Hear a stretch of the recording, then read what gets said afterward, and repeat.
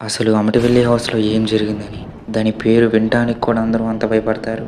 ఈ అమిటివెల్లి హౌస్ న్యూయార్క్‌కి ఆనుకుని ఉన్న లాంగ్ ఐలాండ్‌లో 112 ఓషన్స్ అనే స్ట్రీట్‌లో ఉంది. ఈ అమిటివెల్లి హౌస్‌ని 1927లో నిర్మించారంట. ఈ హౌస్‌ని నిర్మించిన ఓనర్ దేవుడిని అస్సలు పూజించేవారు కాదంట.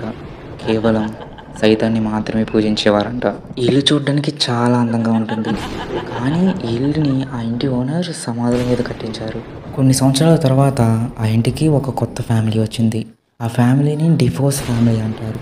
వాళ్ళు ఇక్కడ చాలా ఆనందంగా ఉంటున్నారు. కానీ సడన్‌గా నవంబర్ 13, 1974 రాత్రి 3:15కి ఈ ఫ్యామిలీలో ఉన్న వాళ్ళందరూ చనిపోతారు. ఒక్కడు తప్ప. వాడి పేరు రొనాల్డ్ డిఫోస్.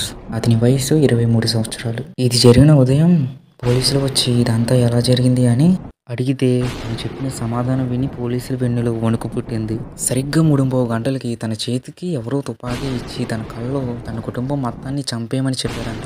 ఆ సమయంలో తన అదుపులో తను లేకుండా తన కుటుంబాన్ని ఎందుకు చంపుతున్నానో తనకే తెలియకుండా ఎవరో అదుపు చేసినట్టు అందరినీ తుపాకీతో కాల్చి చంపేశాడు. ఉదయం లేచి చూసేసరికి తన కుటుంబం నిజంగానే కాల్చి చంపబడి ఉన్నారు. ఇదంతా అసలు తనకేం అర్థం కావడం లేదు. ఈ విషయం పోలీసులు చెప్తే అది అసలు నిజమా కాదా అనే భ్రమలోనే ఈ కేసు ఇంకా కోర్టులో నిలిచి ఉంది. ఈ మిస్టరీ వల్లే ఈ అమిటివెల్లి హారర్ హౌస్ ఓల్డ్ హాంటెడ్ హౌసెస్లో ఒకటైంది.